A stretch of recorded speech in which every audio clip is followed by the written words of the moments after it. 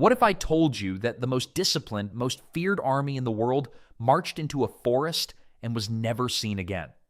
For centuries, the Roman legions were considered invincible, but in a 72-hour period, 3 of them were completely annihilated by an enemy they underestimated. And the worst part? The man who led them to their deaths was a commander they trusted with their lives. This is the story of how one man's ultimate betrayal led to Rome's greatest defeat. Act 1. The Lie of Peace. It's 7 A.D. Emperor Augustus, the first true emperor of Rome, presides over an empire that stretches from Spain to Syria.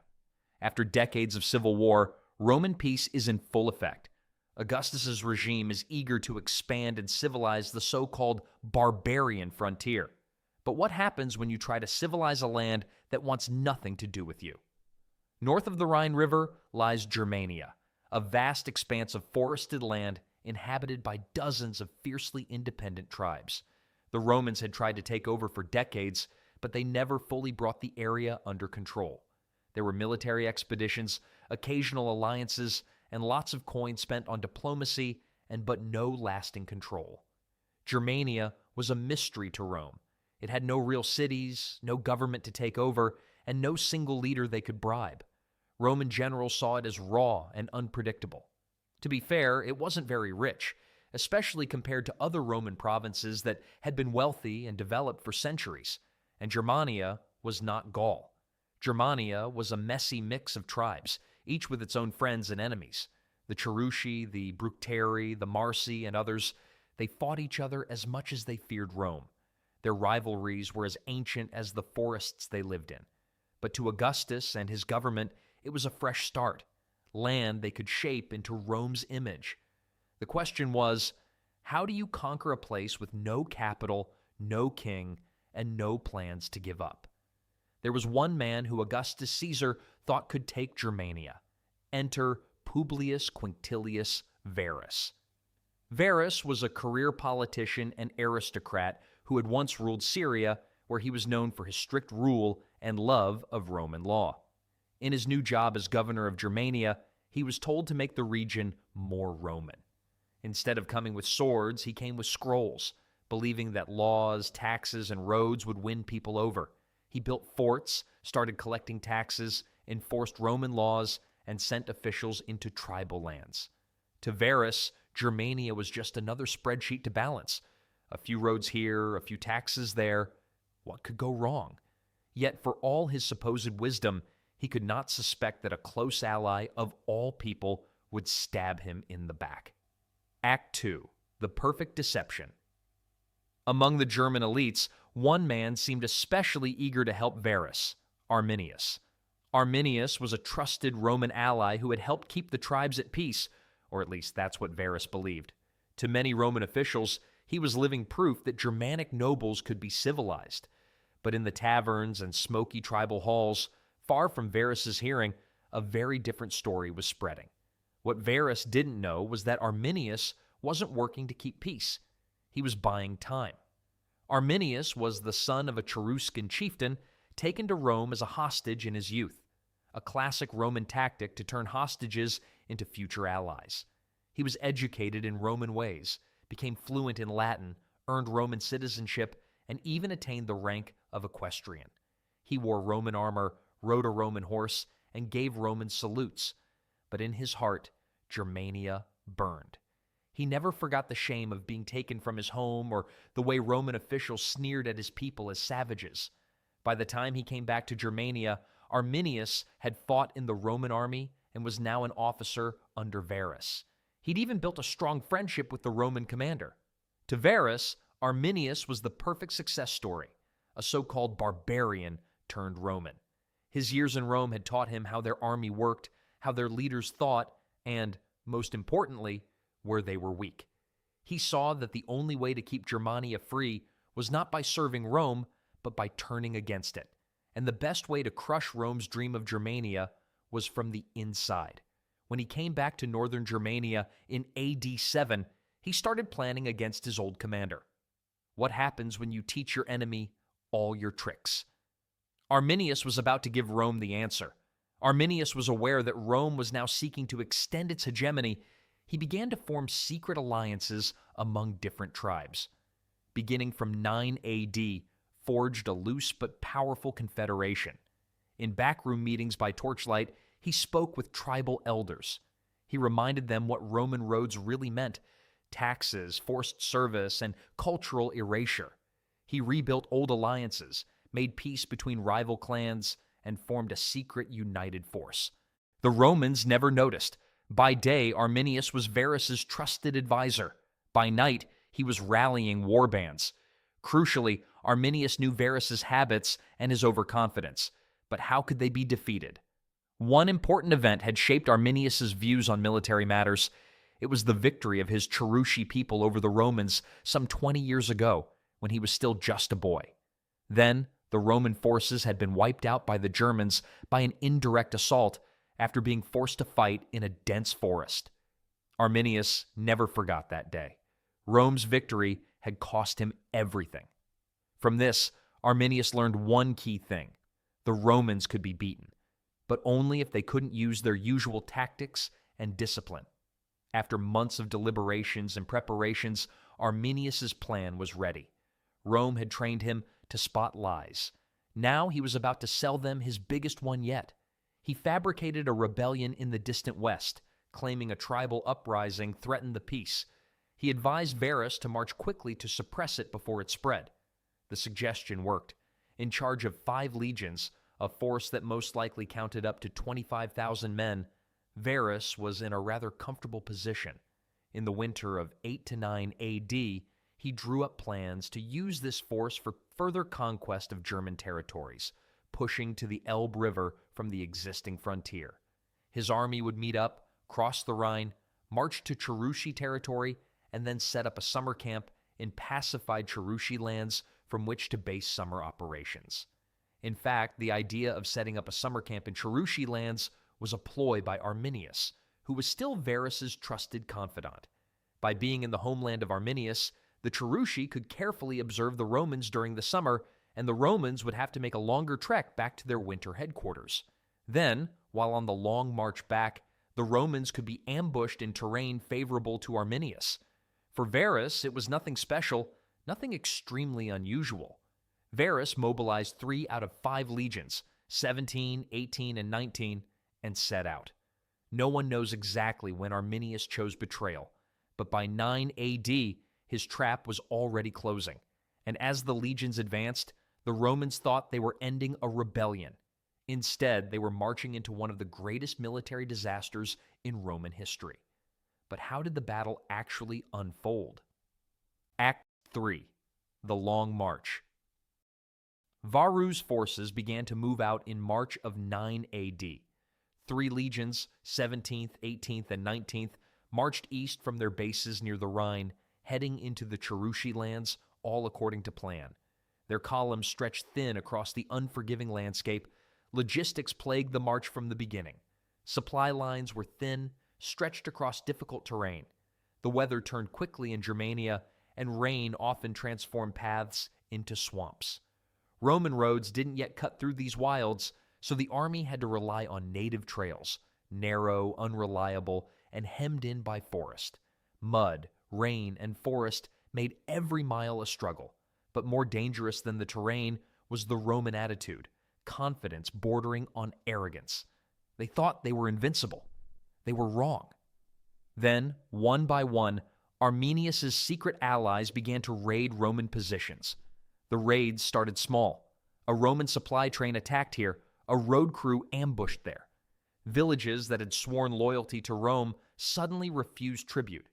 Arminius, ever the helpful advisor, urged Varus to send troops to squash the rebellion. It made sense, on paper. The suggestion seemed sound. The unrest was spreading, and delaying action might signal weakness.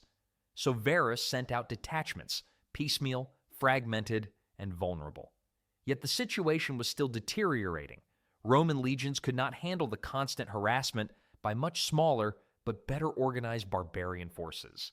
As the main Roman army advanced, the unrest only grew, so some advisors urged caution, suggesting the army return to its quarters before it became too late in the season to move. Retreating would mean abandoning the frontier, true, but it would also mean retracing the same guarded route they had marched in on. Safe, predictable, Roman. Had Varus taken that path, Arminius' plan would have collapsed. Instead, in a bold gamble, Arminius proposed a solution. Why not take a different route back to the original camp, one that cut through the territory of the lands of the Angravarii? It was shorter, more direct, and it would allow Varus to crush the rebellious tribe on the way home. Two problems solved with one bold move, and, conveniently, it meant marching through narrow valleys, dense forest, and unfamiliar land. Varus agreed. Would this be the final mistake that sealed their fate? On the morning of September 7th, AD 9, the army assembled. It was the third payday of the year, and morale was high. Coin chests were opened, and denarii flowed like wine. This moment would, unknowingly, create a lasting archaeological marker. Centuries later, historians would find thousands of coins near Chalcris, the very ground the army would march across, scattered like a broken promise. To sweeten the deal, High Command had authorized looting on the Angravarii campaign. It was risky marching without supplies, but loot kept morale high. This was supposed to be a quick show of force, a march in and out. Blood, plunder, and glory. But with every step, 20,000 Roman souls marched toward erasure. That night, Arminius informed Varus that he needed to ride ahead to rally his auxiliaries. He promised to return in a few days with more warriors. It was the last time the two men would ever speak. Arminius left behind a small contingent of guides. In reality, they were scouts and spies. Their job, report on Roman movement, delay patrols, and disable early warning. With Arminius' departure, the Roman force was immediately weakened by manpower and by knowledge. Nearly a quarter of its strength disappeared with the auxiliaries, and what little scouting capability the army had went with it. Arminius rode north with purpose, his destination, the warriors of the Bructeri, the Angravarii, and the rest of the tribal confederation he had quietly assembled over the summer. Within days, tens of thousands of Germanic warriors would converge on the planned route. They knew the trails, they knew the weather, and they knew every Roman weakness, because one of their own had helped design them. The slaughter was about to begin. Act 4. Slaughter in the Forest. On the morning of September 8th, the Roman army broke camp and continued its slow march through dense forest. The terrain forced them into a long, narrow column that stretched for nearly 20 kilometers. Progress was difficult. The soldiers had little visibility, and the line was spread dangerously thin. Rain began to fall, not as a gentle mist, but as a relentless downpour, hammering the men's helmets, soaking their tunics, and slowly turning the already spongy soil into a treacherous morass. There were no straight lines here, no open fields for Roman formations. The precision of legionary movement, the hallmark of Roman military dominance, evaporated in the mud. They were deep into the Teutoburg forest. Without warning, it all began. By late morning, Arminius' Bructeri allies launched an attack along the length of the Roman column. It wasn't a full engagement, just a quick and brutal skirmish meant to harass and weaken the Romans. The Germans struck fast, using javelins, swords, and narrow spears called frimae. After damaging the baggage train and supply lines, they melted back into the forest. Some of the Cherushi who had infiltrated the Roman ranks likely left with them. The Romans, ambushed and strung out, could not form the testudo. Instead, they died where they stood or were cut down as they tried to flee. Officers attempted to rally their men, but their voices vanished in the roar of battle. And unlike Roman formations, which relied on space and structure, the Germanic warriors fought as individuals or in small bands, appearing from the trees like ghosts and vanishing just as quickly. It wasn't a battle. It was a massacre in slow motion. Roman communication completely collapsed.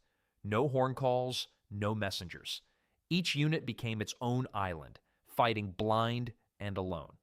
Some tried to form defensive perimeters, but these were quickly overwhelmed or simply bypassed and picked apart later. The rain and terrain made maneuvering wagons impossible. When the legions tried to retreat, their own baggage trains blocked the path. Horses panicked. Pack animals bolted into the forest, dragging supplies with them. Camp followers, cooks, traders, slaves were trampled or cut down where they fled. But their standard tactics, wooden palisades, ditches, fire pits, failed in this alien landscape. The soaked ground wouldn't hold stakes, and the rain snuffed out every flame. Worse still, Arminius's warriors attacked during the night, using firebrands, horns, and sudden screams to keep the soldiers in a constant state of terror. Men slept in armor, if they slept at all. Morale plummeted. Hunger set in. Food wagons had been destroyed or captured. The soldiers began to eat their horses, and that was just on the first day. Then the rain became more intense. A torrential downpour made movement impossible. The road turned to mud. With no way to advance, Varus ordered a camp to be built. A semi-fortified position was established, and a war council was held. Casualty reports showed the losses were light, but the baggage train and the cavalry had been hit hard. The army was vulnerable. That night, Varus ordered a withdrawal. Under cover of darkness, the Romans moved again, hoping to escape the ambush zone. But the next day, they walked straight into another trap. On the second day, Varus tried to hurry his men out of the forest. He chose the route toward the Calchries Gap, a narrow corridor between a low hill and a treacherous swamp, which was the only way out. In a conventional engagement, it might have offered a defensible position. But Arminius knew the Roman playbook. He had already fortified this area with carefully concealed trenches, wooden palisades, and spike-filled pits. It was no escape route. It was a death trap. As the legions filed into the corridor, the full horror became apparent. From the heights, Germanic warriors unleashed a barrage of arrows. From the swamp, hidden fighters emerged to strike the flanks. Trapped between two natural barriers, the Romans had no room to maneuver. Their shields were soaked and heavy. Their pila, short spears that each legionary carried as a single missile, were ineffective against enemies that struck and vanished. Some tried to dig in or charge uphill, but each effort was repelled with devastating losses. The Germans had even felled trees ahead of time, rigged to crash down when triggered, crushing entire units and blocking the few open paths.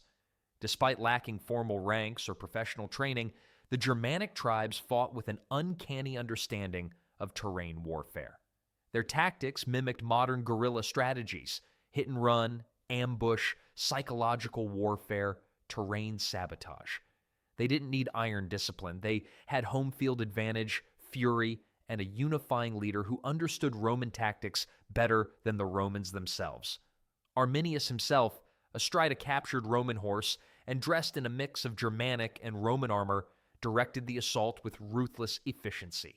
He knew where each cohort would be. He knew how they would respond. He had once worn the Roman eagle on his chest, and now he was tearing it down feather by feather. By the third day, the Roman army was no longer an army. Command collapsed completely. Varus's senior officers tried to rally pockets of resistance, but every effort was met with overwhelming force or withering isolation. Some men fled into the forest, only to be hunted like animals. Others surrendered and were immediately sacrificed. These ritual killings turned victory into something darker. German priests slit throats and hung Roman heads from trees as offerings.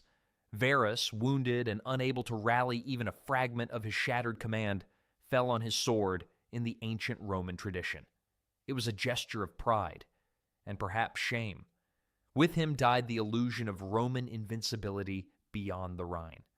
Other officers, such as Numonius Valla, attempted to escape with what few cavalry they had left. They galloped ahead, abandoning the infantry, hoping to outpace death. But even the swift fell prey to ambushes lay days in advance. Arminius had prepared for every contingency. Few, if any, escaped. By the time the forest fell silent, 3 entire legions had ceased to exist. 17, 18, and 19, names that once inspired fear across the empire, were annihilated so completely that their numbers were never used again in any Roman legion. Some 20,000 Romans had been slain by the barbarians. The Germanic tribes, on the other hand, suffered a quarter of Roman casualties. How many survived? Of the tens of thousands who marched into Teutoburg, only a few hundred staggered back. Some were sold into slavery, others vanished into Germanic tribes, absorbed into the same culture they once sought to conquer. Their bones littered the forest floor, and for years afterward, Roman patrols avoided the region entirely. When Germanicus, the nephew of Emperor Tiberius, led a retaliatory campaign years later, he found skulls nailed to trees and the remains of his countrymen rotting in the mud. The battle was more than a loss. It was a seismic shock to Roman policy. This wasn't just a battle. It also felt like a warning. So, how did Rome react? Act 5. Shockwaves in Rome. When word of the defeat reached Rome weeks later, it caused absolute panic. Augustus, the aging emperor, was reportedly so distraught that he banged his head against the walls and shouted, "Quintilius Varus, give me back my legions!" Rome had believed Germania was on the verge of becoming a province. Instead, they discovered it had been a trap all along. The psychological effect on the Roman world was immense. This was the worst defeat Rome had suffered since Cannae. But unlike Cannae, where Rome bounced back, there would be no full-scale retaliation this time. Simply put, it was not worth risking Roman lives to conquer unknown and deadly frontiers. The military reforms that followed were sweeping. Augustus and later Tiberius reinforced the importance of logistics, reconnaissance, and more cautious expansionism.